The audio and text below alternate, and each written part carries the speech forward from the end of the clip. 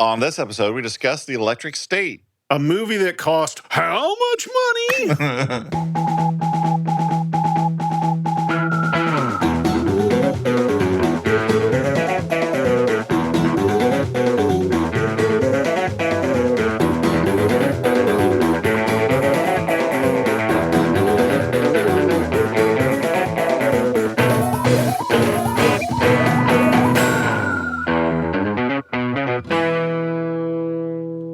Hey, everyone, and welcome to the Flophouse. I'm Dan McCoy. Hey, I'm Stuart Wellington. Hey, I'm Elliot Kalin. Wait a minute. You guys aren't usually in my bedroom where I record. What's going on here? Well, Elliot. your bedroom looks a lot like Dan's office. Yeah, you got conked on the head with a coconut and whisked here to Flophouse HQ. I call it that because two of us are here, so we get to decide that this is HQ. Oh, man, I got outvoted. Yeah. It's kind of like in the video game Bloodborne, where you fight those weird tall guys that have a giant bag, and if they defeat you, instead of killing you, you wake up in their weird oubliette, and then you have a bunch of them. So that's what happened to you. You got bonked on the head by a guy carrying a big sack. And now I'm in Dan's weird oubliette. Okay, Yeah. great. Yeah. Get out of my oubliette. And if it was my oubliette, I'd call it a stoubliette.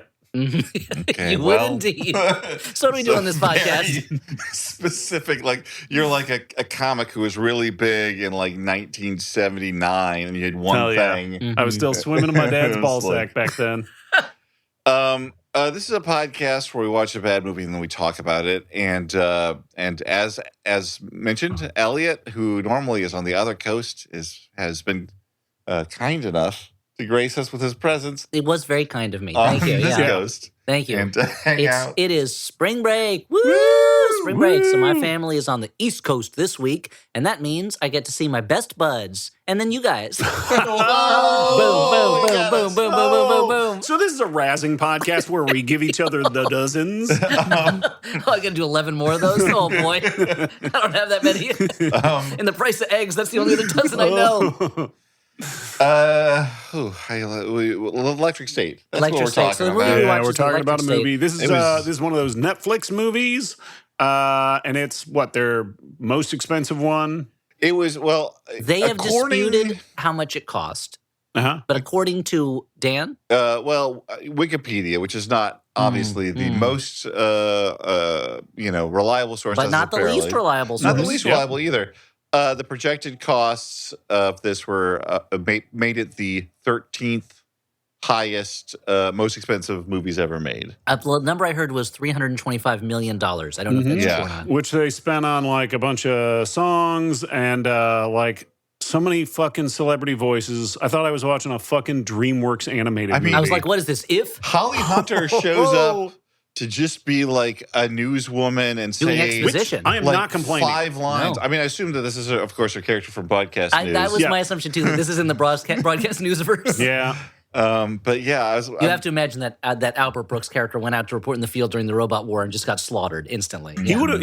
He's in this movie too, right? Albert Brooks. He got his Albert Brooks voice. Is he? No, I'm fucking with you. Oh, okay. I do it like seems that like there's he should be there's there. I do like there's a baseball robot done by Brian Cox, Yeah. and the whole time I'm like, man, for some reason, hearing this robot talk, it makes me think about fucking a hamburger. That's because Brian Cox has these sexy McDonald's commercials. That's right. He does have those sexy. The way he says da da da da da, I'm like, man, he's taking that Big Mac to bed. Or that like the fillet of fish commercial. Have you seen that thing? It's I don't crazy. remember it offhand. I Yeah. want to say the price tag of this movie was widely reported on. Yeah.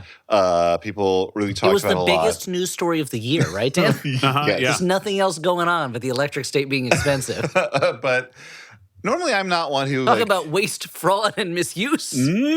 normally I'm not one that gets mad about the size of budgets per se. No. Like I think that argument is weird because it takes on this sort of moral tinge a lot of the time. And like It you could have done this with this money. Like that money was never going to Well, go to that It whatever implies other that thing. Netflix either could have made this movie or fed the homeless. Yeah. But it also forgets that a lot of people work on these movies and they have to be paid for that work. And Netflix would like to do nothing more. And I say this as a person working on a show for Netflix right now. Yeah. All studios would like to do or networks would like to do nothing more than to not pay those people for that work. So you could be like, Netflix, how could you spend this much money on there? And they might be like, we would have loved to have spent less money on this movie, believe me. But I do But think those that pesky humans the moral, had other plans. the moral question of it is always kind of a false choice. Yes. Yeah, I think so. But that being said, I did watch this movie. Like, what the fuck? How did this cost that much money? Well, the real issue, I think, is you watch this movie, you know how much it cost, and you're like, and they couldn't afford, like, ideas? Like, they couldn't afford, like, new stuff? And even the fact that, we'll get into it, but, like, a lot of the needle drop songs, they're the same old songs you hear in movies all the time. Yeah. Like, the story is the same old basic story you've seen in things. The dialogue is super on the nose. Yep. This is a movie that does not trust the audience to ever put 1 + 1 together and get 2. It has to tell you 2 every time. Treats you like a fucking idiot. And I also hate to. I mean, if you're going to spend that much money, spend it on such a cerebral artistic folly that people are going to be like, yeah, I see why you make Megalopolis, where you're like, yes. Yeah, I see why you spent all that money, because otherwise there's no way this would ever exist, because this is bonkers. Yeah. Mm-hmm. Well, and I was going to say, I hate to sort of get mad at a movie that, while it is based on a book, and it's a book that sort of references the look of, other sort of IP it's a of the lookbook, world. yeah. But it's not, it's not based on a big IP thing. But it seems like also they took a book that was more idiosyncratic and had interesting, like, a look and ideas, and then plugged that into the most. So, like, how can we sand down the edges of this the most and make it like every other just to make movie? the most basic movie plot structure? Yeah. So have either of you guys read the book that this is based on? No. Well, it's based on The Great Gatsby, right? So I have read that. Yeah. The Great Botsby. Yeah. That green light he was looking towards, it was another bot. So I haven't read The Electric State, but I am pretty familiar with some of the artist Simon Stahlenhagen's work. Yeah. I'm a big fan of the role-playing game based on that, Tales from the Loop. And one of the things that I think the movie really latches on to 2 elements there, which is science fiction stuff and nostalgia, which a lot of Stahlenhagen's art takes place in the past.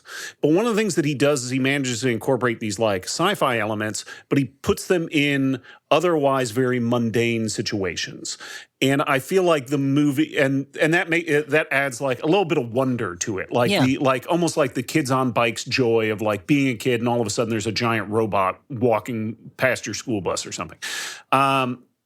But the movie does not do any of that. The movie is locked in on how can we do 90s shit and how can we throw massive amounts of robots in your eyeballs. 90s shit for a little, like there's some, it's set in the 90s, but it never really feels like they're taking advantage of it in a way, like in a 90s way. Like, I don't know. It was like, oh yeah. Not enough hypercolor shirts for you. But the way that like, as much as, like Stranger Things really makes the most of it being set in the time it's set, I feel like. Like it's always reminding you that you're in that time. Whereas there were whole parts of this movie where I was like, oh yeah, this is set in the 90s. Like I kind of forgot, that also we'll get into it, but also like that they're like I think they thought there was going to be a lot more mileage in Mr. Peanut being the leader of a robot rebellion than there really seemed to be, And the thing about the Mr. Peanut thing is the first time I saw him, I got my one like bit of enjoyment out of the movie, and then it became an important plot point. Like I liked just seeing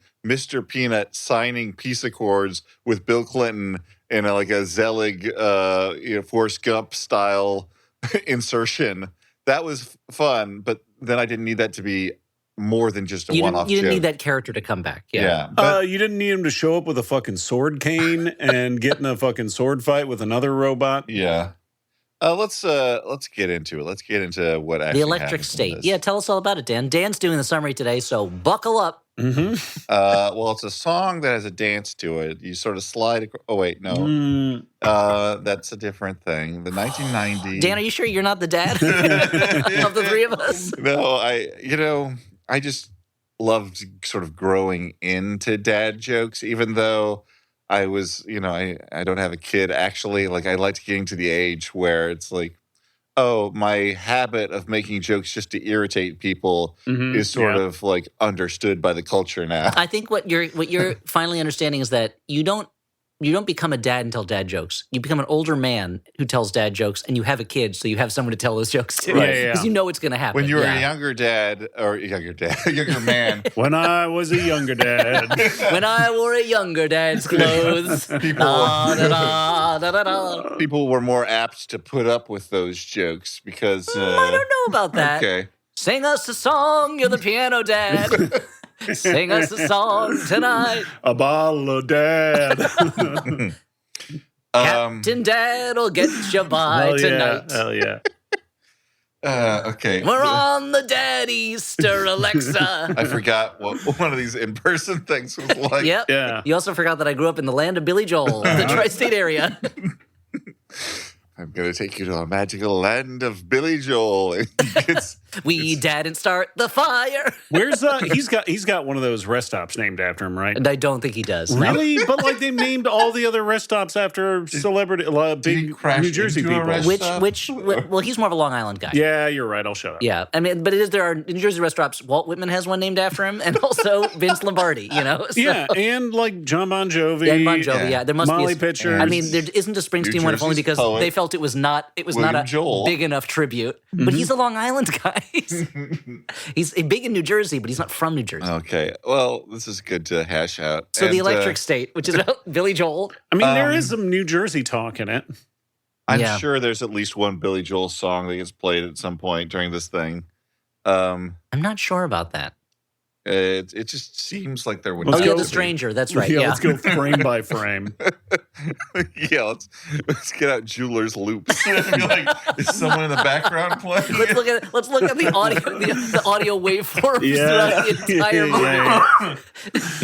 AI. See if you can identify any William Joel songs in this. So this movie's directed Here's by a picture of Jesus with some crabs. That's not what I asked for, AI. this movie's directed by the Russo brothers, right? Yes. And they've been outspoken in saying they think AI is great, right? But when they say it so confusingly that it's kind of hard to make. And this movie, you would think would be a movie making a statement about that, but it's not. It's the most basic kind of robots are people too when they get smart enough that we've been seeing in science fiction for 100 Yeah, years. well, it's that, but it's also an unplug message. It plays both sides. Yes, of the it also fence. says it's like robots are people too. Also, get off your screens. I mean, just the fact that like so much of this movie is built on the Ready Player One model of the future, where everyone just has a headset on all the time. Yeah. But the headset means that it's also that movie Surrogates that we did with Bruce Willis many years ago. And we did Ready Player One, right? No, I've never seen it. Oh wow. I read the book and Why I said did I I've never watch seen it? this movie. Yeah, that is one of the books I disliked the most while finishing. It is, the same way. It was one of these books. Every 30 pages, I was like, I hate this book. Why am I still reading it? Yeah. And I was like, I got to see if it gets dumber. It did. Yeah. Okay. So the Electric State. Yeah, so we start out in 1990, and Woo! Millie Bobby Brown, who has, been, is Netflix's house starlet. What else is she in? Well, aside from Stranger Things, she was in the two Enola Holmes movies, and then she was in some movie where she fought a dragon that was also in it. That makes Enola sense. Holmes versus the So, Dragon. How old is she supposed to be This was also my question. in 1990? Because in 1994, I'm sorry to jump forward. In 1994, she still is like a high school student. Yeah, she's treated like she's a minor. The first we see her, it's 1990, and her younger brother, I thought, is taking a college test, and she's talking about.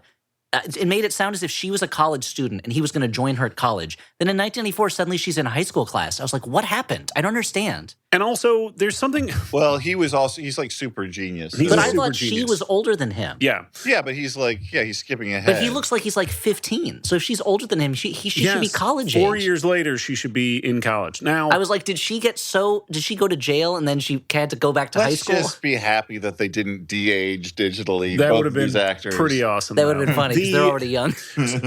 But speaking of her appearance, Stuart? no, I'm just saying Thin that, ice. like it's like she has too much makeup on. Like she looks too yeah. like she's like poreless almost. It She looks looks very. It's kind of jarring in compared to all the like beat up robots. I certainly never. I don't know her real age. I never bought her as a high school age character. I mean, they could have, but they could. I mean, I'm not like being critical. I just But the other feel thing is like that- the choice of making her look very clean. But the other thing is that- the other thing is that- look like Yeah. that. That's what the I'm other, saying. The That's other what thing I'm is, there's nothing about that character that needs to be that age either. Except that then she has to have, I guess, Jason Alexander as her mean guardian. Well, anyway, she sees her brother, aforementioned brother, Christopher. She's watching him take a super complex math test because he's a super genius. And outside, they run into an army dude who's like, why are you wearing a cartoon shirt with a robot on it? We're going to Well, fight the shirt those has a cartoon robots. robot on it. It's not a cartoon shirt. I mean, I Like feel it's not like he didn't get it from Toontown and put it on. The average person probably going to parse that out. But, I don't know. They're imagining he's wearing like animated shoes that scream when you put him in dip. Yeah. A war with Other than that, they're pretty quiet. Yeah. Otherwise, a war with the robots. What's that? Well, luckily we get a montage of various TV reports. they really explain the idea of a war with robots that don't want to be servants anymore, as if this is a new idea we've never seen before and we would never understand it. When this was handled better by one of the Animatrix cartoons, 30 or 20 years ago. It's and I could be wrong about this, but it's my impression from reading about the book that the war in the book is never explicitly like it's not like necessarily between robots and humans or whatever. It's more like the Clone Wars. There's just a war. Yeah. Well, like they just mention it and it's you don't know about it. They're just like, hey, there was a war. They present in this montage the idea that the American military just cannot handle the onslaught of robots because they never sleep, they never stop. And when we see these robots fight finally at the end of the movie, they suck so bad. Yeah. They're so easily taken down. And they don't really even have weapons. They just throw shit. They throw like mail at you. Yeah, and they hit you with their fists. Yeah. We should be clear that most of these robots are like animatronic style. The idea is that it's like the Country Bears. They're descended from Walt Disney's, like Chuck E. Mr. Cheese Lincoln. and whatnot. Yeah, these are not like killbots from Chopping Mall. They're not ED 209s. Yeah, they're not. They're not even Edie McClurgs. No, they're not even. Little Edie from from Grey Gardens. That would be so. Now I want to see. It's the Electric State, but it's just Edie, Little Edie, and Big Edie. Little Edie riding on ED 209.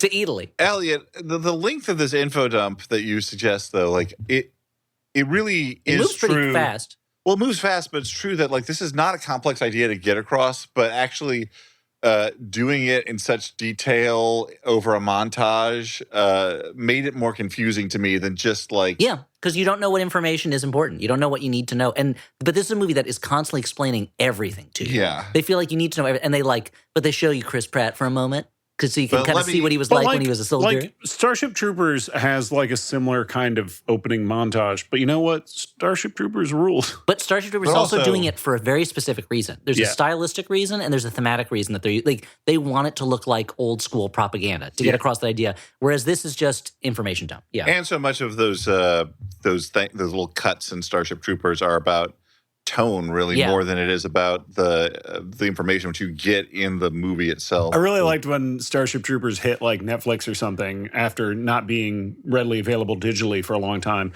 and a whole new generation was exposed to it, and they're like, this is pretty fascist, dude. It's like that was very funny. Cool media literacy. Well, I mean, it's just history repeating. People did not understand it the first time. At the time when it first came out, they were like, people were like hooting and hollering and loving it. I didn't. And I don't want to like fucking pump myself up too much, but like I was in the theater, I'm like, oh yeah, this is fun. This is a satire, and like I'm like, yeah. I found it so baffling that it was confusing to a whole. That kind of stuff happens a lot, and it's very surprising. Where a movie that is very clearly going for a specific idea. That seems obvious to us, the sophisticated, literate and media literate types. Thanks. Yeah, normally you don't lump me in on that shit, but it feels good. That even the critics at the time will not get it. Will not understand it. Anyway. Except for Dan's fave, Armand White. Okay. But it reminds me of it also reminds me of like the Coen brothers for years kept getting attacked for they hate their characters. They're so mean to their characters, and it was like, have you watched their movies? Like their characters are funny and they're in bad situations that they have to get out of. But the idea that the Coen brothers are making fun of their characters in a way that is not okay or something like that. It was it always felt very strange to me. There is some important stuff to get out of this exposition dump, though. Robots. We meet Stanley Tucci playing Ethan Skate, who is the head of the very real name.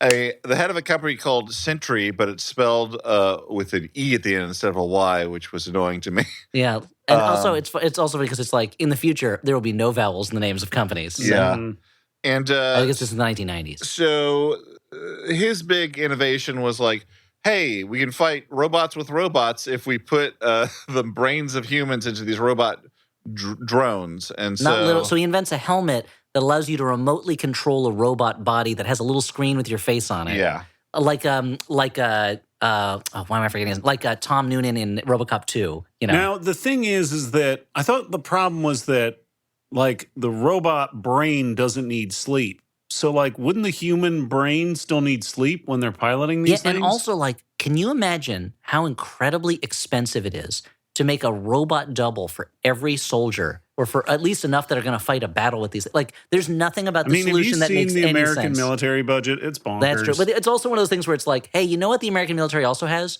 Planes that drop bombs on things. You don't need to fight hand to hand with robots. I know that. Look, I know that for this sort of thing, you just gotta shut that part of that brain up and like go with it. But that was my problem with Pacific Rim. I'm like, is the way to fight these monsters really to build a big robot to grapple that has with them? to be controlled by two people because of some drift brain fusing technology? If this movie postulated the way to defeat the robots is by giant mechs, I'd be like, hell yeah. Little human-sized mechs? Hell no. Doesn't make sense. But also, it's the same way at the end of that, the Jurassic World, was it Fallen Kingdom, where at the end Jeff Goldblum's like, I don't know if we're going to be able to survive the dinosaurs. And it's like, yeah, I think we can take them. Like, I think we can blow up dinosaurs if we need to. Humans make a lot of things extinct pretty easy. We're pretty much the best species at wrecking other species. We're pretty much going to end our own species.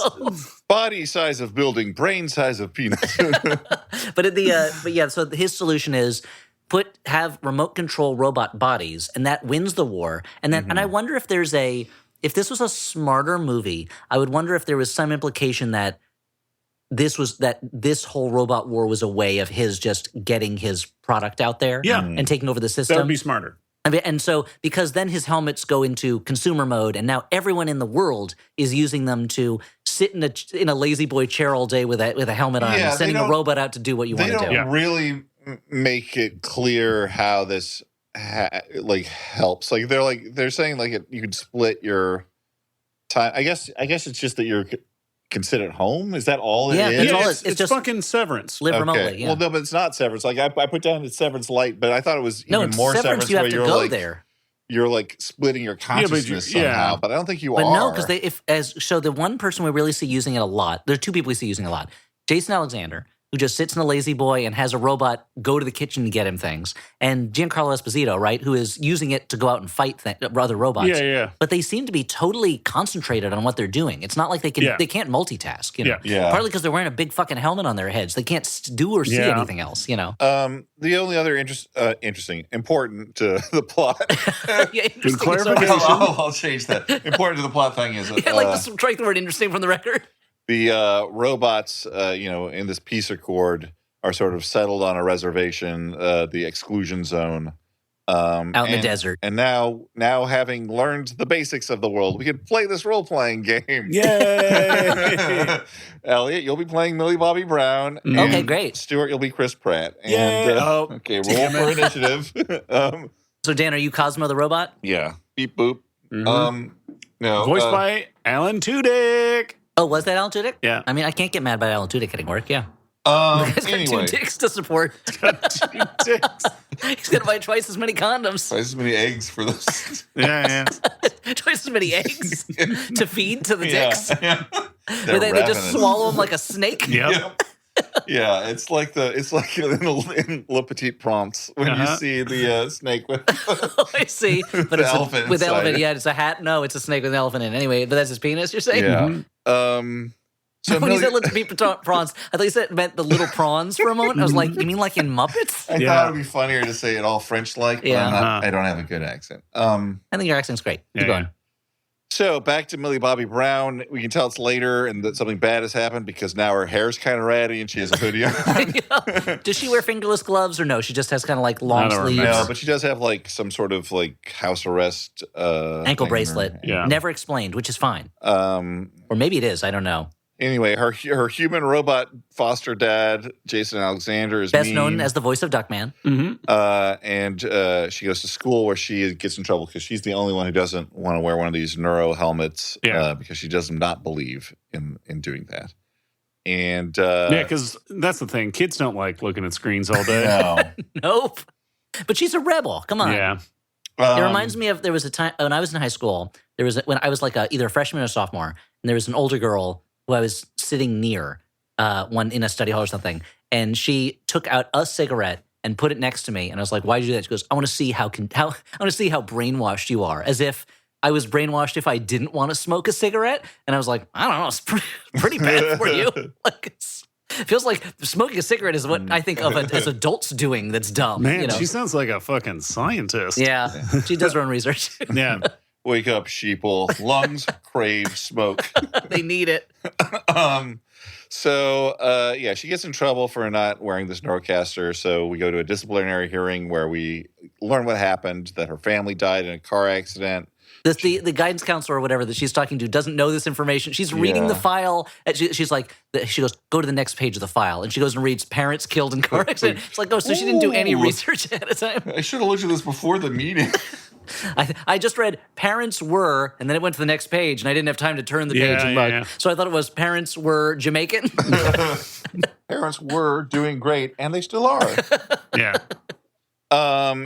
She wakes up in the middle of the night to find a Cosmo robot outside, like the cartoon on the T-shirt, and she's initially scared. This was a cartoon that her and her brother loved. Yeah, they watched this together.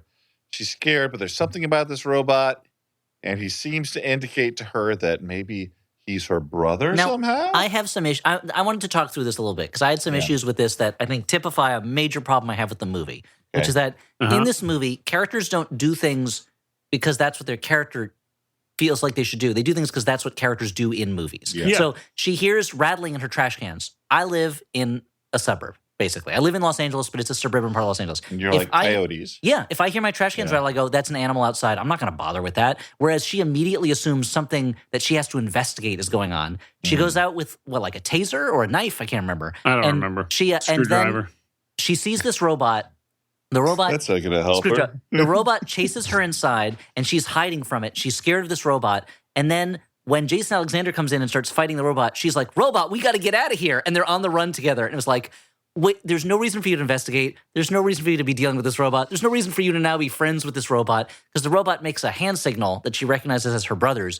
But it's also the same thing that Cosmo the robot did in the cartoon show. That's why her brother did it. So the idea that a Cosmo robot would make the Cosmo signal. And the robot can't communicate with language because it only speaks in catchphrases. Yes, it only says what the Cosmo robot is programmed to say. But the idea that now she's like, I guess I'm on the run. I'm a fugitive now. Why? I don't understand. This is not a thing. There's no reason for you to do this except that's what these movies do. Yeah. You know? But there's this fracas. Millie tasers Jason Alexander, gets Cosmo to undo the thing on her ankle, and they drive to the outskirts of the exclusion zone, and she asks Cosmo, "Hey, Cosmo, how'd you get robofied, my brother?" Dan, that was the whitest way you could have said my brother, which is fine. Well, I mean, it literally is. Yeah, that's true. So you sounded like a narc trying to talk your way into a Black Panther meeting. But Cosmo can only speak in pre-programmed phrases like a Woody when people are around, or Bumblebee or whatever. And but he's able to make her or a remember. real life robot. Yeah, that's true. A normal non-brother robot would also be like that. Maybe it's an idea I didn't have to explain. But he makes her remember a doctor from after the car accident, and that's played by Ke Kwan, Academy Award winner, who is the one who told her that her brother was dead. So they try to find him. Cosmo points to a map saying he's in the exclusion zone. So Millie's like, how do I get into this exclusion zone? It seems very like I'd be name excluded. seems to say that people aren't supposed to be there.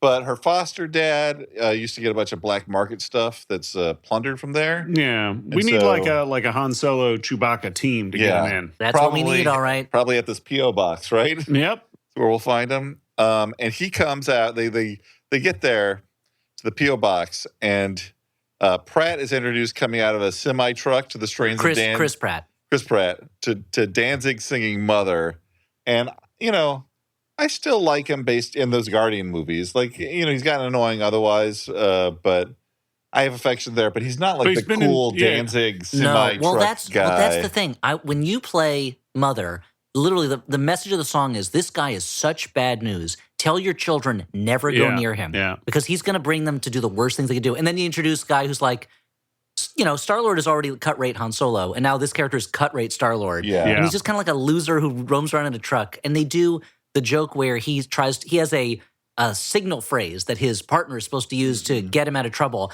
and it doesn't work the first time, and then it does. They do the same joke later with the bots, and I was like, you can't do this joke twice in the same movie. Well, and the trouble he's in is that he's trying to sell some goods to Academy Award nominee Coleman Domingo. Yeah.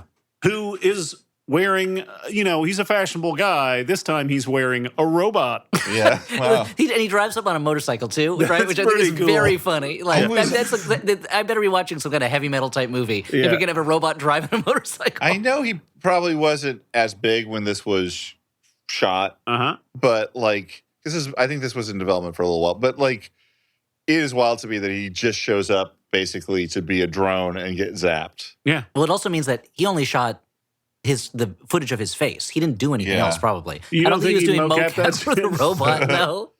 But yes, playing. Anyway, this also say playing Mother implies a tougher character than we're going to get. Yeah. You know?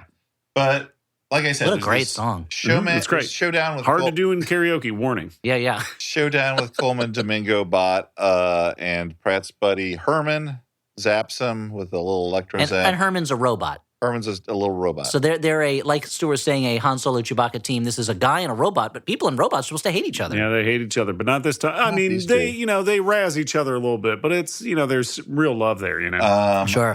We get a little scene of Who does Herman's voice? Anthony Mackie. Oh, it is Anthony Mackie. Okay. Yeah. But it's like pitched up. Heavily modulated. That is the one AI they admitted to using is with some of the voice effects. It's funny that they would have to use AI for that because I feel like you just use Pro Tools or something. Yeah. Yeah, I mean, I feel like, it's funny that they would use AI for a lot of things that could easily be done in other ways. But, Yeah. Meanwhile, a Giancarlo Esposito robot. Like you could get a real kid who looks like Haley Joel Osment, maybe even Haley Joel Osment. You don't need an AI robot that looks like Haley Joel Osment, Yeah. Boycott that movie. I mean, you see there's that part where he's chewing and it totally screws up his face. Haley Joel Osment can chew things. Just hire him to do it. Yeah, man. Real John Henry tale. Sure. Between a man and a human chewing robot. Or not a human chewing, a food chewing robot. Who chew this food better? They say that machine, it's Matt Singer who does it. Matt Singer, they say this machine can eat a whole Denny's Wonka menu. Matt Singer's like, I'll compete against that machine. No, you'll die. Don't. You'll die. Don't do it, man. You don't have to. There's literally no reason. This is not. I mean, we all like that this is a service you provide, but mostly because it destroys your body. Like we don't need a robot to do it anyway. Yeah. So okay. A Giancarlo Esposito robot is on Millie Bobby Brown's trail. Mm-hmm. So he was a famous general during the Robot Wars. They call it the Butcher of where is it? Yeah. Butcher of like Schenectady. Yeah. And now he's like essentially a he killed officer. a Philip Seymour Hoffman bot. That was Synecdoche. Oh, yeah, okay, that makes sense. But yeah, he's like a little, like he's dressed up like an old-timey sheriff, and in his in the study, like his office that he wears his cool drone rig, we see like trophies mounted on the wall. Yeah, robo-heads. Robots he killed. He hates bots. So he just hates them. Millie and Robo Bro are stowed away in the truck. They go back to Chris Pratt's black market warehouse lair. Which is huge. He has so much stuff in there. And it's just him and the little robot who's dealing. So I don't know how they moved all that stuff, but Yeah. Time, Yeah. A lot of unfunny Zagnuts arguing. Why particularly were they talking about Zagnuts? Just because. Fun name. It's a fun name. There's a bit where they have a wall of Billy Big Mouth basses that are motion activated. Well, that is at least used as a plot element. That's true, yeah. The motion detectors on the Billy Bass alert. Mm-hmm. Just like in Dan's favorite show, The Sopranos. Yeah. I mean, you said that as if that was a weird thing to have as someone's favorite show. Because it is a great show. Dan's never watched The Sopranos. Have you never watched The Sopranos, Dan? I've watched the obviously pilot. not from New Jersey. Mm-hmm. I watched the pilot twice, and both times. You forgot there's more episodes. You don't have to keep watching the pilot. You can move on to this is episode great, 2. but there's no more. What's fun? So I it recently didn't really hook me either time. You need to give it a couple episodes, I think. But that I mean, it's a really good pilot. But watching it again, it feels like an old TV pilot. It does not feel like the kind of show it would become. Or that others. But it's a great show. Yeah, you got to watch that first couple seasons. No, that's. I mean, I'm sure I would like it if I gave it a chance because the exact same thing happened to me with Mad Men, where I watched the pilot. I'm like, I I don't like this. Like, it seems like really easy with all these, like, it used to be this way. Yeah. And then I gave it a fuller chance later. I'm like, oh, it gets out of that really quickly and it just becomes a good show. It does. And I feel like that first season of Mad Men's probably the weakest. I think so, because so much of it is about, are people going to find out who Don Draper really is? Yeah. And once they dispense with that, Yeah. it just becomes a show about these characters. Second, And third, fourth the season. secret pregnancy thing is kind of weird. Yeah, that's true. And once it gets a little less soapy, Yeah. and then it becomes so much better. The same way that Once the characters are established, and the whole point of every episode is not the plot, but let's do odd pairings of characters. Yeah, exactly. Anyway, by this point in the movie we're talking You got to watch at least the point where Pete goes, "Not great, Bob." Which is so one of the funny. best lines of the whole show. At that point, it was so Vincent funny. Kartheiser shaving the front of his hairline so that he'd have a bald spot, which is incredible. Like, that is such dedication. Yeah. So our heroes Oh, are Electric State. Right. together now. Yeah, I know. We want to talk about better things. Yeah. But We could talk about better things featuring Mikey Madison, Academy True. Award winner. there's some, argument between Chris Pratt and Millie Bobby Brown about whether he's going to help her or not. It's all so like standard pro forma. issue. It's like there's no reason for him to help her, but except that in these movies, that character ends up helping the other character. They do have they have one conversation later in the movie that I really liked a lot. But until that moment, it's a lot of like, but I'm the loner rogue rebel who doesn't care about it, doesn't stick his neck out for anybody. Well, time for me to help you right away. Yeah. Yeah. But this is interrupted by the Much like the arrival girl of interrupted. Yeah. Giancarlo Bot. So has that girl ever stopped being Or the interrupted? Dan being interrupted. Dan interrupted, starring Winona Ryder as Dan. Oh, wow. Dan's like, I do think I what a want to sleep with dream. myself. Or maybe it would maybe stars Dangelina Jolie. Hold on. Oh, yeah. I know she wasn't He's the star. inhabiting me. So that's your fantasy? Yeah. Yeah, it's like the sex of the mind. That's a working David Cronenberg movie title. It certainly is. Yeah. No, you Throw crime in there somewhere. there is no reason for Pratt to help her. So, of course, Giancarlo Drone has to show up to provide some sort of motivation. Yeah. He's with the Robot Deactivation Task Force. Mm-hmm. And I like his little gun is like super powerful. I think that's kind of cool. Yeah. Like his little pistol. I think there's something. I mean, he's supposed to be a baddish guy right now, so it's okay. The fact that he is literally risking nothing in these scenes. He's just a robot, Pratt tries to do the same. How come the soldier robots never rise up and try to take over? Well, they're just drones. They right? don't have because they don't have AI in them. Yeah, Okay. They need our human consciousness. That's fair. Pratt tries to do the electro zap trick again with Herman, but Does not he work. gets Giancarlo, shields himself. And There's- Yarnell's himself. There's some destruction, but they finally escape, caving in the hideout on top of his drone, which both destroys Pratt's home. So I don't understand why he's not really mad at Millie Bobby Brown. He's like, well, you wrecked all my stuff, so I guess I got to help you now because we're on the run, I guess. Well, they're trapped in the exclusion zone now. They're trapped on like the bad side of the wall, I guess. Yeah. So. That's a death sentence. Yeah, because Yeah. there's scavs running around, scavenger robots. Which are explained in detail. Ugh, they spend so much time. So Herman, who is like this construction robot, fits himself inside a much larger robot that looks exactly like him. Kind of like it. Yeah, That this part's is kind of cool. fun. I mean, to be honest, I thought I was going to hate this robot character. He's pretty fun. Yeah. He gets some good lines. He does some neat stuff. Yeah. Anthony Mackie's performance is fun, And so they go across the exclusion zone in a van that Herman's carrying on his shoulder. And This is one of the dumbest, another one of these dumb moments where it's like, hey, what about that van? The engine doesn't work. Well, what if that robot can carry us? If you're implying that if you're suggesting he's going to carry us in that van, it is not going to happen. Cut to him carrying the van. It's like, why was he arguing against it? Why did he Seems change like his a mind? good idea. Don't understand. Doesn't matter. It's just there for the cut joke, which doesn't make sense, We get a little Pratt backstory. He was rescued by Herman during the war. A Flash Pratt. Yeah.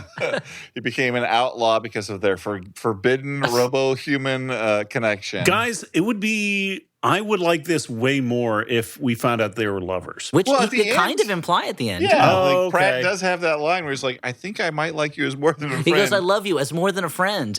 But that never is followed up. But I would like it if they were lovers. Yeah. That'd be great.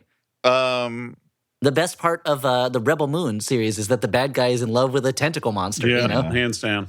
Meanwhile, Stanley Tucci is hanging out in VR reality. He's just going all around Italy I trying. have to add reality. It's like ATM machine. VR reality. Yep. What the hell's wrong with me? In virtual reality with his dead Italian mama, but it glitches, and he like calls his underlings. It's Like, what's wrong? One Why of two is this- times in the movie that you hear him say stuffed peppers. Hey, why is my fantasy of my mama still being alive feeding me cannolis glitching out? And it's because Christopher has somehow neurologically escaped his robot body, and he is powering this but via question mark.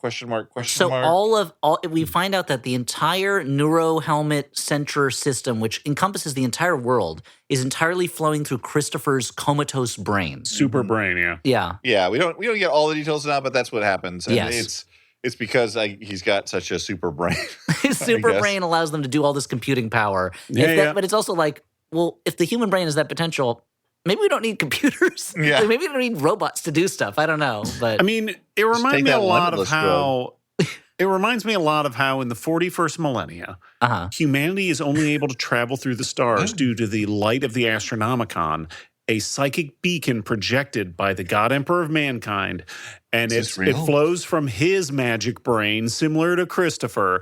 But the only reason he's able to stay alive is by drinking the souls of 1,000 psychers every day. Yeah. He's telling the truth. he is telling the truth. That is what happens in the 41st century. Much like how in the far future as well, mankind can travel through the stars by folding space. But the only way to do it is with a human brain that has been suffused with the spice melange, which gives them the ability to do it. The human brain's an amazing thing. And it mutates the person too, right? Quite a third stage mutation is quite something to see. Okay. Dan, do you have any science fiction you want to talk about? I don't know. It must involve brains. I'm reading The Star's My Destination right now. That but- fucking shit rocks. Yeah, it does rock. Yeah. And it's about brains. Well, yeah, I guess so. Kind of like he They teleport with their brain. Yeah. They jaunt around. but He his- gets smarter. Yeah. He gets smarter. That's the thing. Yeah. I haven't gotten to this. It's not like this Donovan's smartening brain, though, yet. which really is about a brain. Yeah, that's true. So meanwhile, Giant Herman gets toppled by a bunch of animatronics from a mall, an old mall, and they're taken prisoner by Perplexo, a magician robot done by Hank Azaria. Yeah.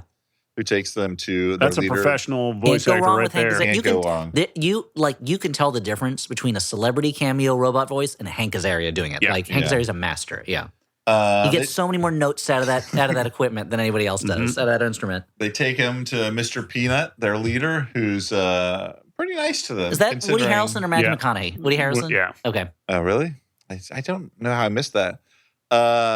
Considering Well, because that, the voice was coming out of a big robot peanut wearing a monocle and a top hat. Well, because what yeah, I happened thought is it was probably a real peanut. Hell yeah, that was what happened. It is a little offensive they didn't get a peanut to do the voice. so Shar and I were watching this movie together. I feel bad for her, but she was like, I'm interested in that. I'm like, whoa, bad luck for you. You chose wrong. But anytime as she turned into a corpse and then dust. yeah. Anytime there's a movie that features voice acting, she's always like, who's that? Who's that? I'm like, oh, okay, I'll pull up IMDb. Yeah, that comes in the form of Audrey saying, I've seen them before as we watch one of her numerous mystery shows. And I'm like, well, I'm only half engaged by what's happening, so I'll play IMDb. You're man. like, that's Benedict Cumberbatch. He's the star of the show. He's in every episode. Yeah. He's Sherlock Holmes. I wish you didn't have that 51st dates disease. I'm sorry. This is the hardest part of my job. Your wife has 51st dates disease. Here's a DVD copy of 51st Dates. We recommend this to everyone to watch first. Only informationally, not for entertainment purposes. It's just the best way of getting across the idea. When my parents got a Blu-ray player, that was the first Blu-ray they got. I have terrible news about your parents. Oh, that would actually explain a lot. Based on the fact that I hear the same fucking stories all the It's time. all coming out. Oh, fuck you, Dad. Shots Wow. fired at Stuart's parents. Wow. He doesn't listen to this shit. Oh, No. wow. Neither do my parents. It's okay. Weirdly, mine do. Dan's Whoa. parents love it. They're I- very supportive. I Yeah. flew home one Christmas and got in the car, and you know, as you turn the car on, the radio comes back on, and my voice came up as they had it plugged in, And I'm like, oh. You're like, Mom, Dad, get off my ass. Stop being so obsessed with me. Yeah. They're like, Dan, could you explain to us what a wormy boner is? It's very sweet of them, but also I say terrible things here sometimes. Yeah, well, they see the dark side of you. So anyway, they find the mall. There's all these animatronic robots there. Mr. Peanut's the leader. And it's like a post-apocalyptic mall where a bunch of robots hang out. Yeah, basically. And I was going to say, Mr. Peanut is surprisingly nice to them, considering, they just had a war and they all the robots were shut he's one of those. He's one of those freedom fighters who just wants the best for everybody and wants to live in coexistence and peace. We get a pretty non-essential flashback to Millie and her non-robot brother, where she convinces him to stay in college. And it just sort of shows that they had a strong bond. They need it so that later, when the movie tries to hit a high peak of emotion to an instrumental version of, Wonderwall, that you as the audience are going to dissolve in tears because you know how much a sister and a brother love each other. But it gets into the Folgers Crystals sister-brother territory where it feels like they are in love. Yeah, there's a little of that. In the present, Robot Brother projects Cosmo cartoons, like the ones they used to watch together to, create a link between the two. And that somehow all the other robots are in awe of the magic of this cartoon being projected, as if they're cavemen. Cinema. So there's a postal lady robot who's Penny Powell. Jenny Slate does that voice. Oh, heck yeah. She delivers a letter that Dr. Amherst left for Christopher. That was the doctor from the flashback, right? Mm-hmm. Yes. In case he showed up, he had left this letter, and Mr. Peanut takes pity on them and offers to help them get to the doctor without getting killed by these scavengers. This is also where we meet Pop Fly, the aforementioned Pop Fly, with the voice of Brian Cox. He is a robot baseball player who has an infinite supply of baseballs that he can spit out of his mouth. He's a funny character. And he brags about killing scavs with his bat, scavengers. Yeah. So now we have our team. This is our core team. Yeah. We got two humans. We got Cosmo. We got Herman, Penny Pal, Popfly, and Mr. Peanut. They all go out. It seems like a real abdication of Mr. Peanut's responsibility for him to go out on this field mission. Well, if they leave, nothing bad will happen to his little mall friends. That's right, yeah. Also, reading that sentence made me feel like I'm on shrooms. Yeah. This movie is so much less fun than that sentence makes it seem like it should be. They're beset by scavs in this abandoned carnival, and those are frightened away by the sounds of Marky Mark and the Funky Bunch's Good Vibrations. And our hero team fall into a trapdoor, and where they meet Dr. Amherst. Yeah. That's all true. Who's just lurking around like a regular Phantom of the Paradise. Yeah. It would have been cool if he had a little helmet or a half mask. I mean, every other fucking character in this movie has a helmet. Why doesn't he get one? Now, this character was originally supposed to be Michelle Yeoh, and she had to drop out for something else. Probably it's the Star Trek movie that we did. Yeah. So they said, who else is in Everything Everywhere All at Once? Yeah, that's kind of what it feels like, right? So between Dr. Amherst and essentially robot Dr. Amherst, a computer that he has converted into him, sort of, between the two of them, they explain that Christopher has a special brain that allows blah, blah, blah, blah, blah, neural helmets. Blah, blah, blah.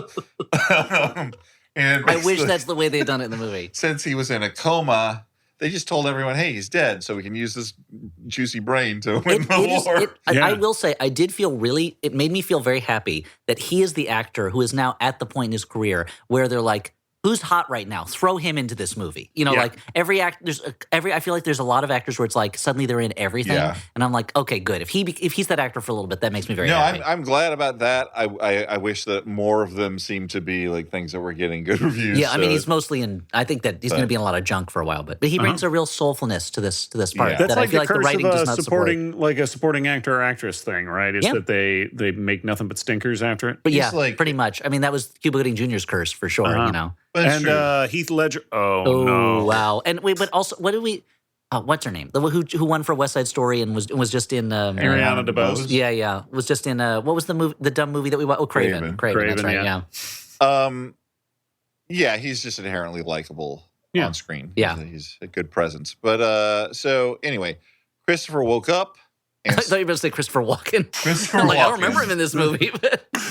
Christopher walked in. Butts everywhere. When I fought The robot war. Actually, he should be the robot, to be fair. Yeah, to be it would honest. be Yeah. awesome, yeah. Scared of these bots. I put googly eyes on them. I love Woody, Woody Where's Harrelson. your helmet? But if Mr. Peanut had been Christopher Walken, I don't know, That 4 would have been stars. great. Yeah, I think they went with Peace. they went with a southern voice because he's Mr. Peanut. But I wish they'd gone for more of either a robot voice or more urbane voice. He wears a top hat and a monocle. The whole point of Mr. True. Peanut is he's a sophisticated man about town. Yeah. Which is not the. I know Woody Harrelson is not a dumb guy, but that's not the feel I get from Woody Harrelson's voice. You know? And there's something about the design of this Mr. Peanut robot That's where- grotesque. Yes. Well, part of it is that when his mouth moves, it's like it's a rubber mask. Yes. There's no it's not like There's it's not a a hinge. metal thing. Yeah. Yeah. So it's just kind of weird. It does look like he's the one robot where, it's supposed to look like a human face that was turned into a peanut. Yeah. I wonder if the planters people were like, no, we need him to look sexier. That's guys. his whole brand. His whole brand is that he's a sexy peanut who died and came back as a baby. Can we put go-go boots on? Where's his bikini bottom? He doesn't need a top. Yeah. We want his legs to look super fucking skinny. So we were right in the middle of this boring exposition. Put a garter belt on him, sure, yeah. The point is, Christopher woke up, and when I thought you were going to say Christopher Walken. Me too. God, If only he did the Lou. voice of Mr. Peanut. When Skate wouldn't let the doctor to free the awakened Christopher, he made it so his brain could connect to the outside world. Although later on, it seems like Christopher, couldn't survive without the machine that he's on Well, anyway. his body so. can't survive, but his brain is able to escape the mainframe into a robot. Okay, because I was confused all of a sudden. I'm like, well, he wouldn't he be able to I guess freeing him would just be the equivalent of hey, we'll set you up with your own drone and you'll live in this pod. Yes, or something. exactly. But Yeah. I mean, I don't know why they didn't do that. But Yeah. Yeah, keep him happy. Anyway, Then you've got two. If they had done it that way, you had two sides of Christopher. There's the good side that is trying to stop things, and you've got the bad side two that has sides of Christopher. that they're Jess Franco movie. that they're keeping happy with some kind of sex bot drone that he can control. Yeah. And it's like Tetsuo when he becomes a cult leader, and it's just Yes. that version of Christopher is a bot that's just popping pills and just being brought women. I don't know. Let's edge this movie up, Yeah. So what the hell am I talking about? So they found the doctor. He tells them, "Hey, your brother's brain's being used to run all this stuff." yeah, Uh-oh, there's a robot sheriff at the door. and Giancarlo Robo Lobo. Giancarlo Bot shows up, and Mr. Peanut fights him, allowing the others to escape. But they're attacked by a drone army And immediately. Peanut gets his hat blasted off, but then later he has his hat again. Yeah. Yeah, I mean they must have repaired it, but he it is kind of disturbing. He gets his hat ripped off, and he's got frying brain circuits up top. And then Tucci shows up as a drone. Tucci sounds like, it's his real name, but it sounds like another cartoon robot character. Yeah.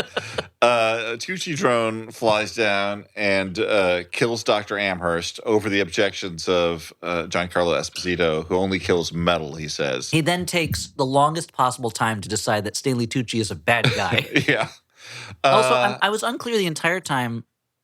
So Giancarlo Esposito's character works for the government in shutting down robots, right? That are out of the exclusion zone. After a certain point, Stanley Tucci is like, "Hey, let me get in touch with you. There's some robots you should take on." And I want him to be like, "Yeah, that's my job, dude. I don't need you to motivate me." But instead it feels like now he's working for Stanley Tucci. Yeah. What is he doing for him that is any different? That he's letting him get into the exclusion zone to kill another robot? They do address this. I don't think it's super. I don't think it makes sense if you really think about it that hard. But because of the Accords, it would be he can't go in and just get these guys. So why does he want to go in so badly and get these guys?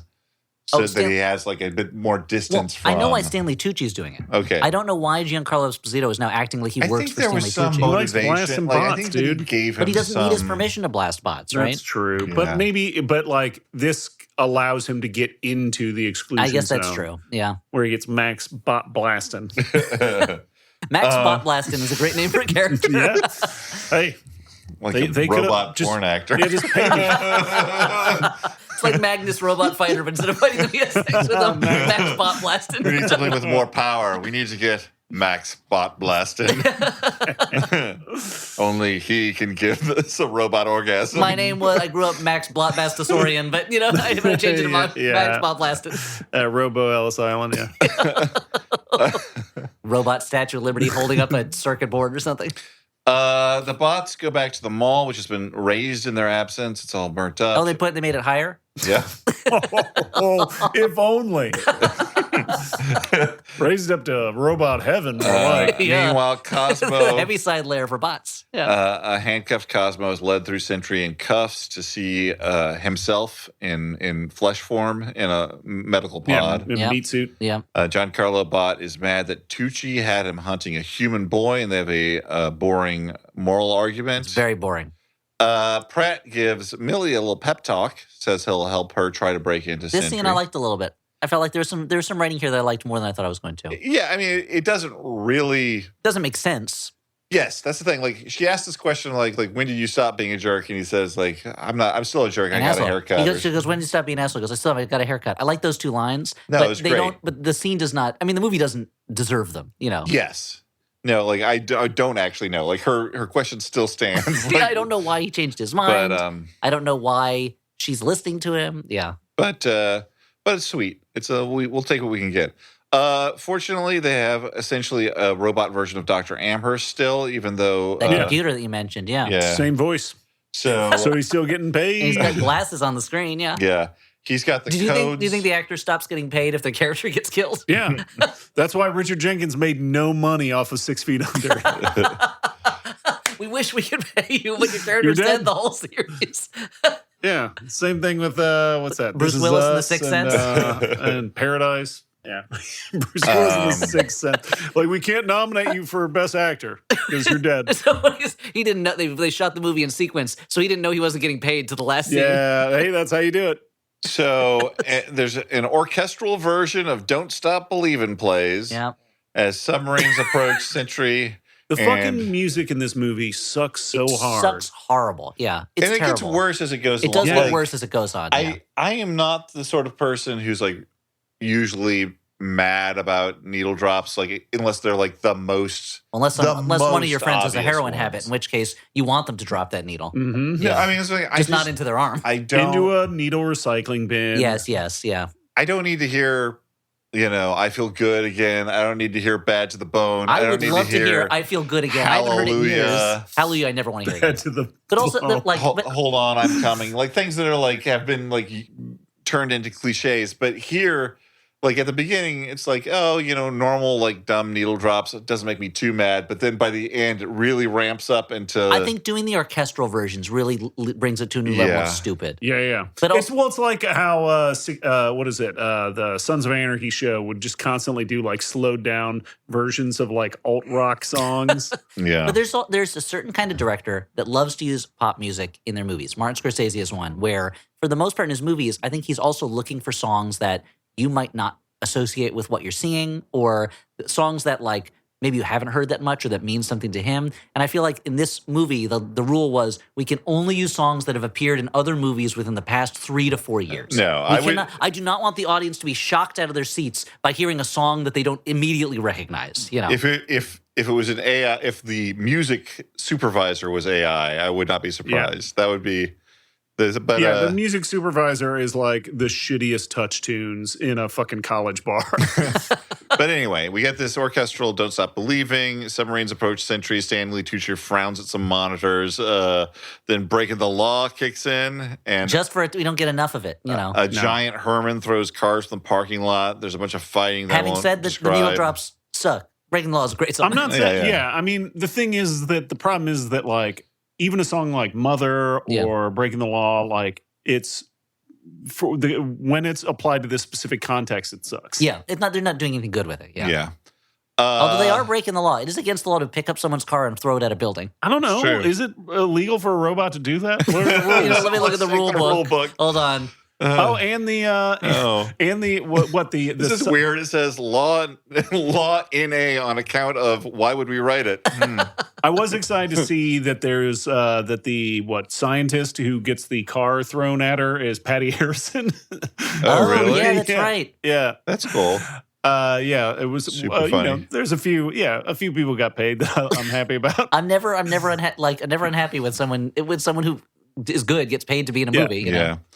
Amherst Bot has stuck in disguised as a regular computer with Millie Bobby Brown hidden inside him, and they find Christopher outside. The tide is turning against the robots because Tucci has used the clever strategy of having a bigger mech than had previously been used. This is so dumb. The idea that these drones were the only thing that could stop the bots, but now the bots are totally kicking the drones' ass. You know what would stop them? One giant one. And it's like, why is nobody using bombs? Like, I don't understand. Why is nobody? And that also that they haven't developed small EMP technology or something. Yeah, I know. But also that again, there's no. It's one of those things where all the robots that it's all just robots fighting. But half the robots, if they get destroyed, they're dead, and the other half, if they get destroyed, it doesn't matter. Yeah. The person controlling it is fine, and that should raise the stakes for our heroes, but instead it just makes everything feel a little bit more meaningless, Yeah, there wasn't even a moment where it looks like the robots are winning because they killed a bunch of the drones, and then we see the same pilots piloting new drones coming. Oh, that would be out. a great moment. Yeah, they didn't do that. Because the pilots piloting the drones are treated as drones. They're treated as nobodies, and if this was a smarter movie, it'd be like, oh, you use a drone, you become a drone. Mm-hmm. That's how you lose your individuality, which is kind of the message they're trying to do later when they're saying turn off your helmets, but I don't know. And the big drone, blows up Herman's his big body, rig. And then his second big body because it's like a nesting doll of robot. Doll. Yeah. But so in the midst of all this robot carnage, Esposito has a change starring of Woody heart. Harrelson as Robot Carnage. Because of all he's seen, he tells Mr. Peanut where to find Stanley Tucci in non-drone form, in flesh form. Human meat form. Millie and her brother talk inside her brother's brain. He tells her there's no way to disconnect him without him dying. Real quick, Robot Carnage would be computer virus or something? Because they're all named toxin. Yeah, it's all toxin or virus or phage, Christopher says there's no way to disconnect him without him dying, and he says, go ahead and do it. That's going to be the big triumph. They're going to pull the plug because he doesn't want to be their robo battery for the next 100 years. And luckily, there's just 3 buttons you hit that are turns it off. Very easy to disconnect him. Yeah. Robo this Bro. This really counts as a dumb adaptation of that Ursula K. Le Guin story about the city that operates on the mistreatment of one child, and that's what its good fortune is based on. And some people walk away from that. Yeah, those who walk away from something. I couldn't remember the name of the place, so she should sue them. Yeah. I mean, what? She's not alive. No, but her state. She's also amazing. Yeah. Yeah, the best. So what's that K stand for? Herman. Cool. Cool as hell. Herman dies while the others are arguing inside Christopher's brain. She was sponsored by them. She was sponsored with Cool Cigarettes. This argument over whether she's going to kill Christopher takes way too long, considering we're already 105 minutes into this movie. And you know it's going to happen. They're not. Yeah, but they draw it out for a long time. Yeah, Pratt is sad because despite them winning, Herman has been blasted and he confesses possible romantic feelings. Guys, what? But so when Herman gets blasted, we've already seen him nesting doll down. Immediately, I'm there's just a little one inside his head, right? There's no way this movie is going to let that character die, even though that would instantly make the movie better, more interesting, more meaningful. I don't know. I think having a tiny little guy trumps that.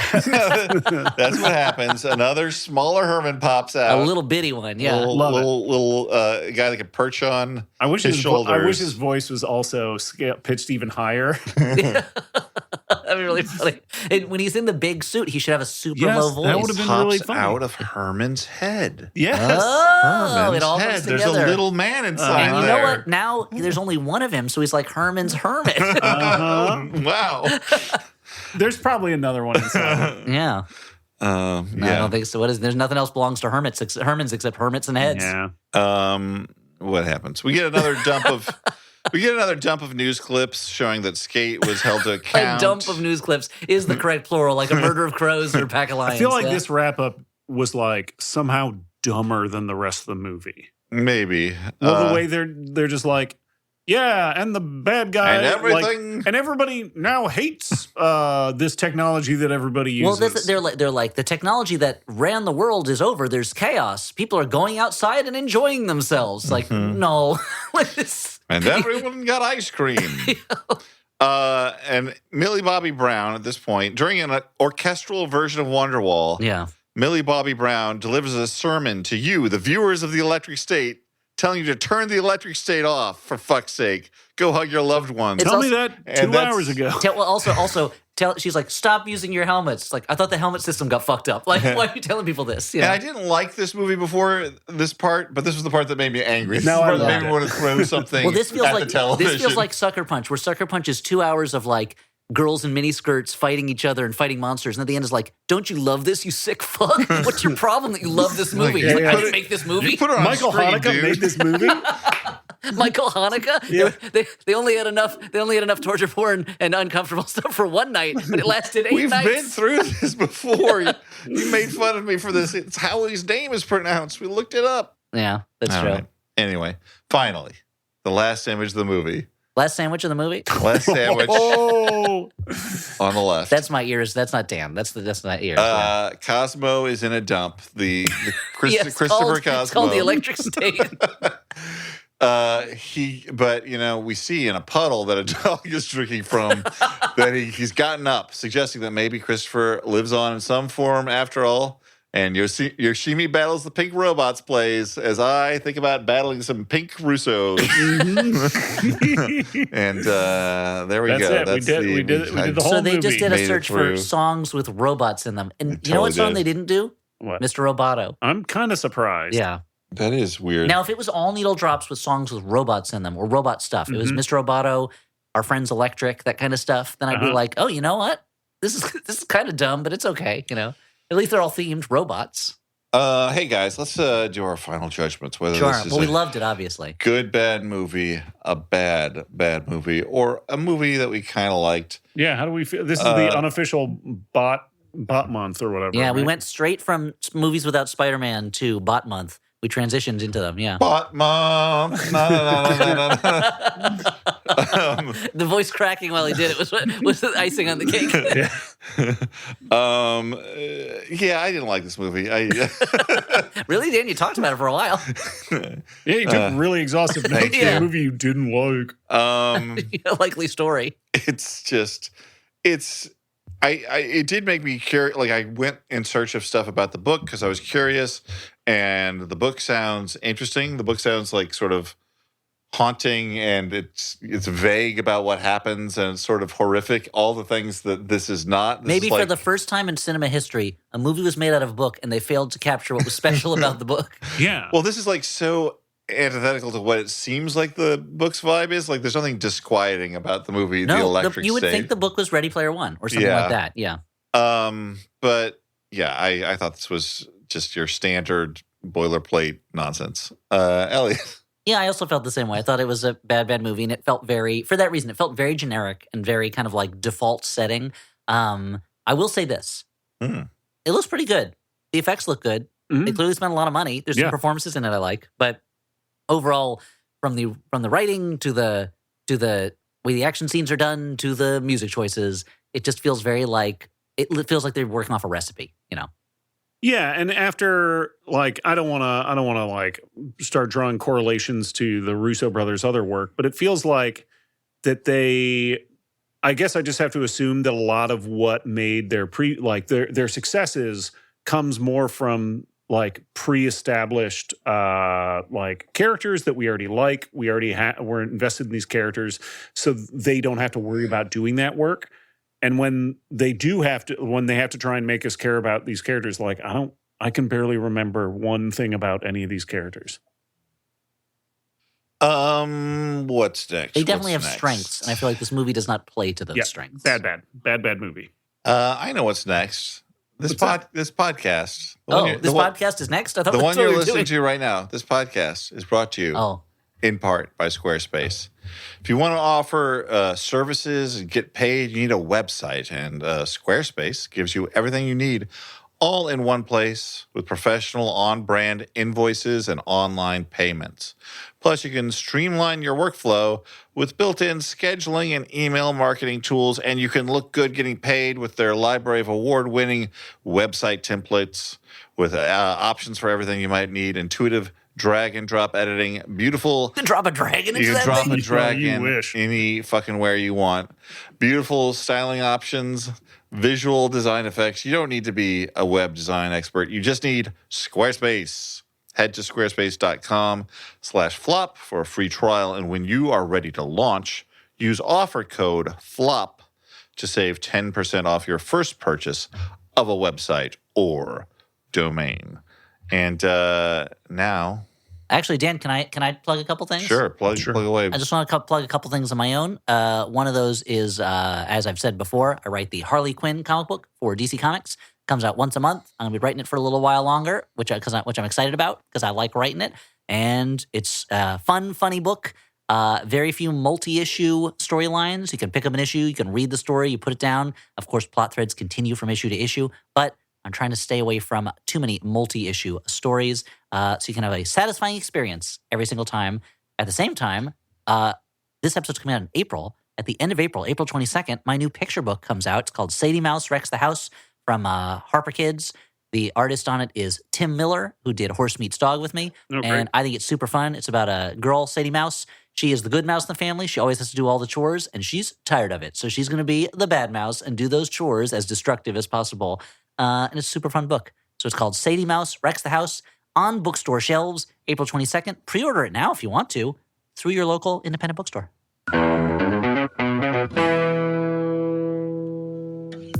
Dr. Game Show is a podcast where we play games submitted by listeners with callers from all around the world, and this is a game to get you to listen. Name 3 reasons to listen to Dr. Game Show. Kyla and Lunar from Freedom, Maine. Dishes, folding the laundry, doing cat grooming. Okay, thank you. Great. Oh, things you could do while listening. Yeah. I love that I'm like, why do you listen to this show? And Lunar's like, dishes. Fantastic. Manolo. Number 1 is that it'll inspire you. You're going to be like, oh, I could do that. That's all we have time for, but you'll just have to find Dr. Game Show on Maximum Fun to find out for yourself. Say you like video games, and who doesn't? I mean, some people probably don't. Okay, but a lot of people do. So say you're one of those people, and you feel like you don't really have anyone to talk to about the games that you like. Well, you should get some better friends. Okay, yes, you could get some better friends, but you could also listen to Triple Click, a weekly podcast about video games hosted by me, Kirk Hamilton. Me, Maddie Myers. And me, Jason Schreier. We talk about new releases, old classics, industry news, and whatever, really. We'll show you new things to love about games, and maybe even help you find new friends to talk to about them. Triple Click. It's kind of like we're your friends. Find us at MaximumFun.org or wherever you get your podcasts. Let's answer a few letters from listeners. Listeners. Like who? Like you? Me? Yeah. Well, I mean, you're currently hosting. I mean, So we're not answering letters from listeners who are currently hosting the show. No. Dear Dan, how's it going? Pretty good. Thanks. Oh. It's good to see you. I didn't finish. Love Elliot. Thank you, Elliot. This is from... P.S. Stuart, how's it going? Pretty good. All right. Okay. So we finished this segment, right? Yeah, that's it. Listeners, we can pack it up. Lettuce from listeners. This is from Mac.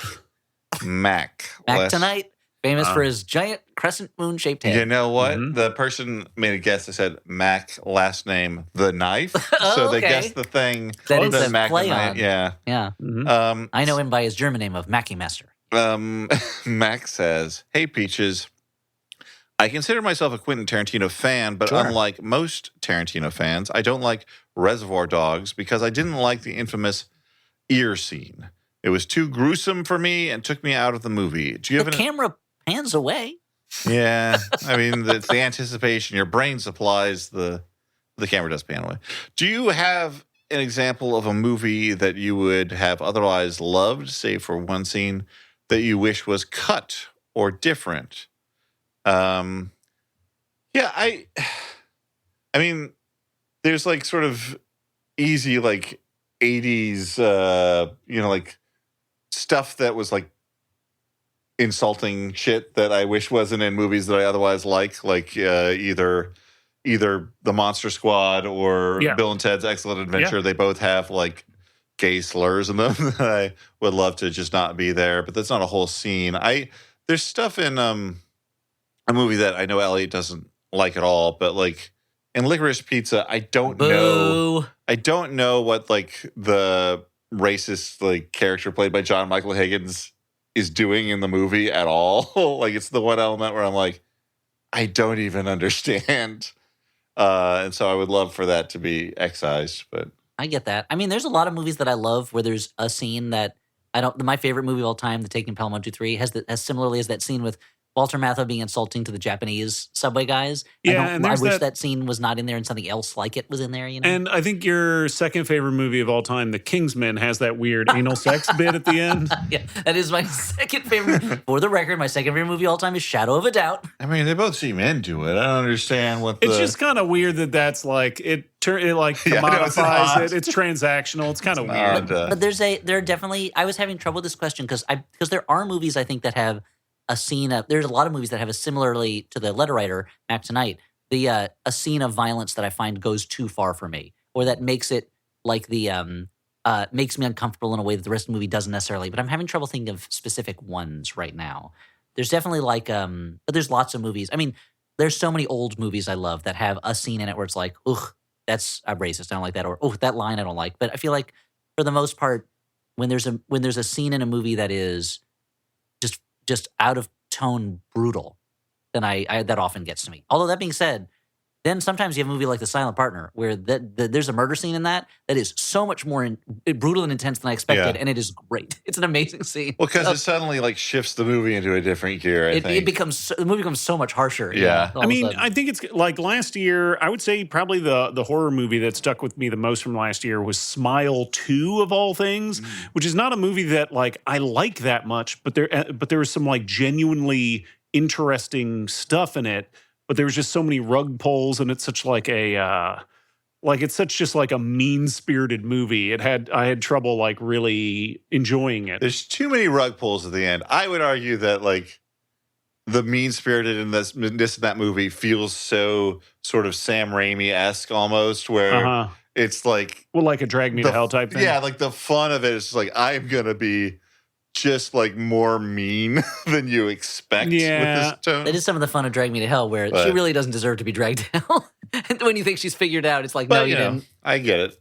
I guess speaking of Sam Raimi, I think a lot of people feel this way about the tree scene in Evil Dead. Yeah. You know? That just goes a little too far, you know? Sophie, last name withheld, writes, "Hey guys, there's a fairly well-known term in film criticism, the idiot plot, where the plot only works if every character is an idiot.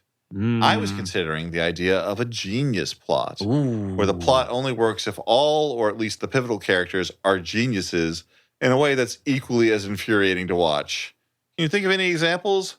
Love your work, etc., etc. Goodbye from Aotearoa, New Zealand." Sophie, last name withheld. This is more a scene that I feel like is, maybe it's not the exact same thing. There's that stupid dumbass scene in the Now You See Me, Now You Can't movie where they're flipping that car with the microchip, and it's like this scene only works if they are the most amazing magician, like cool people in the world, and it's so stupid. Like, it's so totally removed from reality. Good movie. I was going to mention the Now You See movies, which absolutely do not work unless everyone in it is like a robot programmed to understand every possible move that anyone could make. Yeah. But I do think that somehow it also shoots the moon in terms of stupidity, where I start liking that about those movies. I think, but I guess that's what it is. A movie where you reveal that the characters have kind of like seen through every angle and were never in any danger, or they always were going to pull it off. Like that's, as opposed to something like a movie like The Hot Rock or something, where it's a heist, but they keep screwing it up, you know? Yeah. I feel this way often about like mastermind serial killer movies. Where it's like, I was 12 steps ahead the whole time. Like, wait, how would you know that any of this was going to happen? It's the plot version of when a character has to be in exactly the right spot for a cool move to take place. Like Yeah. in First Blood, when he makes himself look like a tree, and it's like, oh, it's a good thing that the deputy walks right by that tree. Or Yeah. there's like which was the James Bond movie where like the train crashes through the wall in exactly the right place. I'm like, how? Yeah, the one with Javier Bardem. Which one is that? Skyfall. Yeah. He timed it. He timed his escape from the courtroom exactly so that train would get. Yeah. I mean, that was also during the long period where every bad guy wanted to get caught as part of his plan. It's like, you know what? It's easier to pull off a plan if you're not in jail. Why don't you come up with a plan that doesn't involve being taken into custody? Guys, at this rate, I don't think we should capture any bad guys.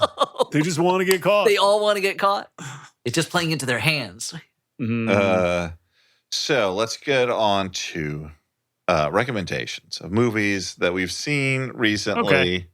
Okay, I'll do it. And well, why don't you do it first? Sure. Oh, hell yeah. I'm going to recommend, like a big action adventure movie, a lot like Electric State. I'm going to recommend Lynn Ramsey's Morvern Collar.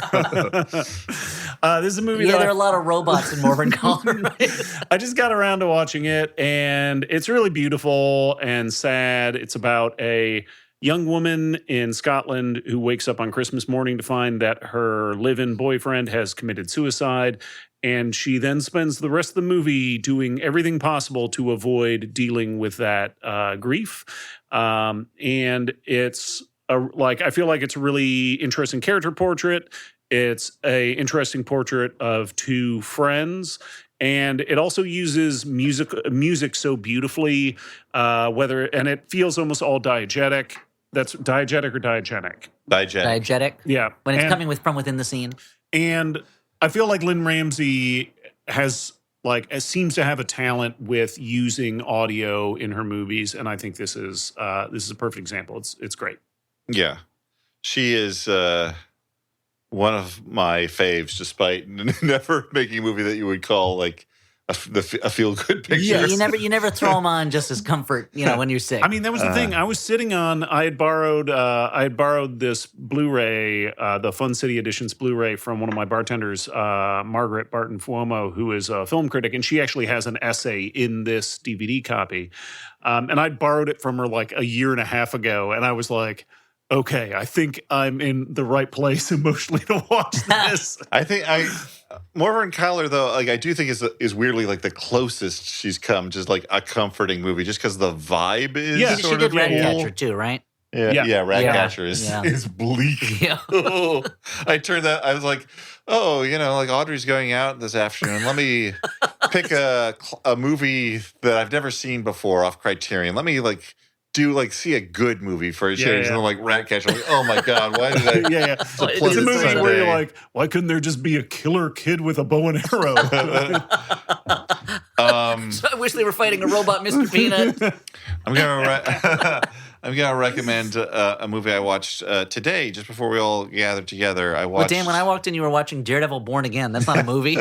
No, well, and I also was more dozing to it, but I watched The Rule. I do got to say, one thing I like about Daredevil Born Again is it does feature a courtroom scene where he's like, the defendant wasn't wearing his magical amulet that gives him increased strength and power. I'm like, hell yes. This is what I want out of this show, a courtroom where they talk about this shit.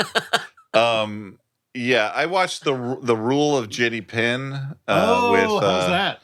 It's good. It just showed up on Shudder after like a small theatrical run. Yeah, it's a New Zealand horror movie that stars Jeffrey Rush and John Lithgow. Oh, and, Casanova Frankenstein. Yeah. And best known for his role as Casanova Frankenstein. Finally, Casanova Frankenstein and Dr. Lizardo are in a movie together.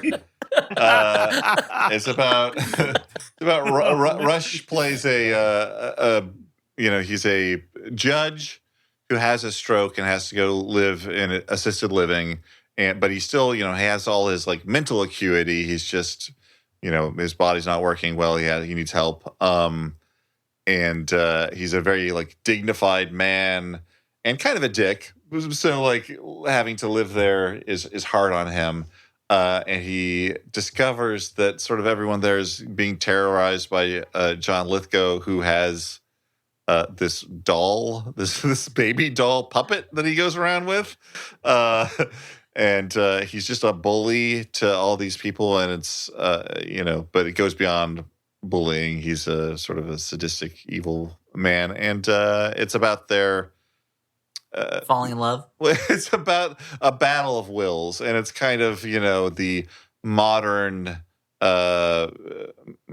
not female-led version of a Baby Jane, whatever happened to Baby Jane style, like hagsploitation, as they called them, picture. And Rush and Lithgow are great. It's just a lot. If there's both elder abuse in it and keep talking.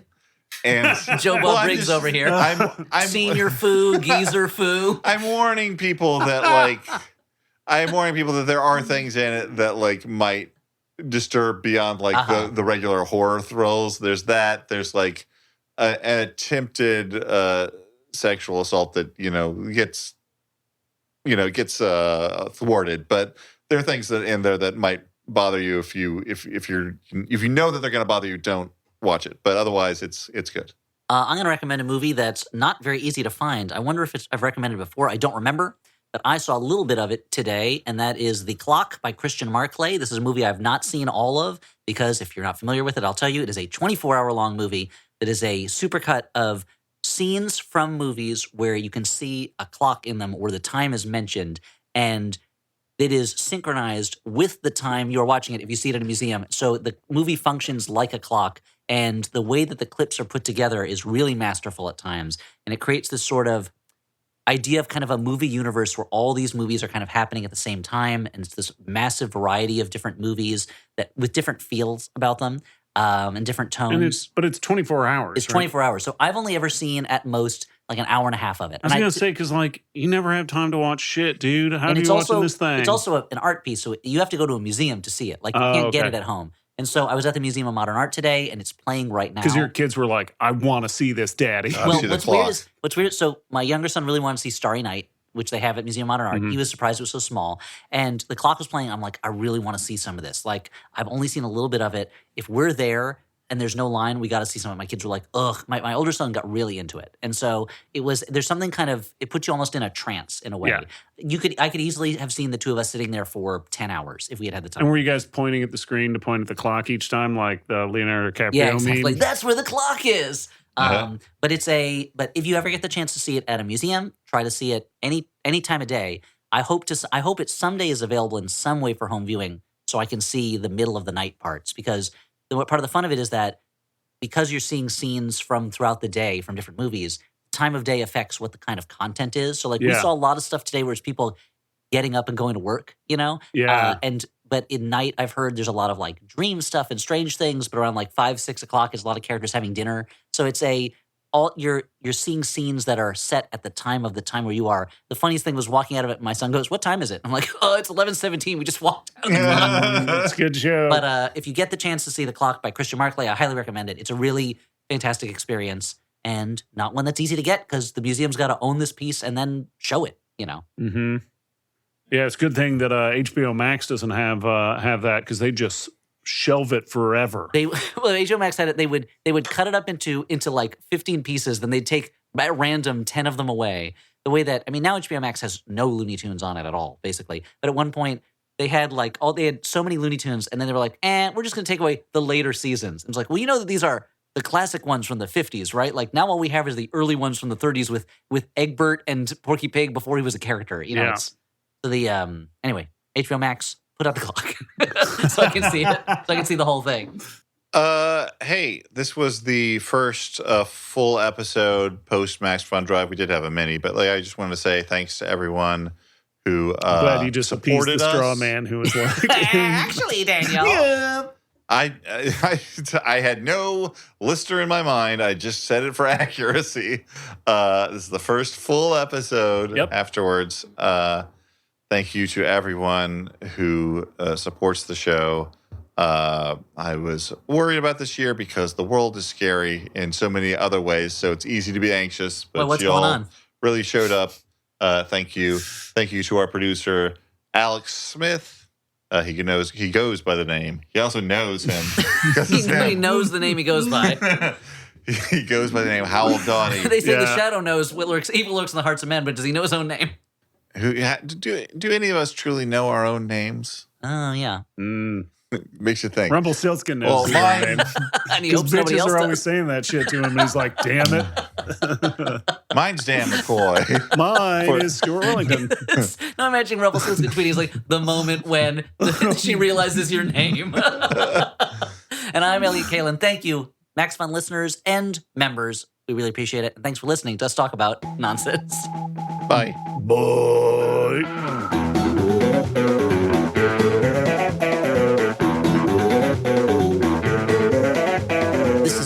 We'll get into it. It's not a very good movie. It's a bad movie. I had to text Matt Singer and let him know that we watched it, and he was proud that we followed up on his demand. Now we've given in to him. He knows it will capitulate. He's got a one-way ticket to Flophouse control. Yeah, but he's not long for this world because they're going to have some kind of like Smurfs Denny's meal where it's like 1,000 different blue pancakes. He's got to eat them all. Yeah. It's funny that my two friends with the tenderest tummies are the ones who do those things. Maximum Fun, a worker-owned network of artist-owned shows. supported directly by you.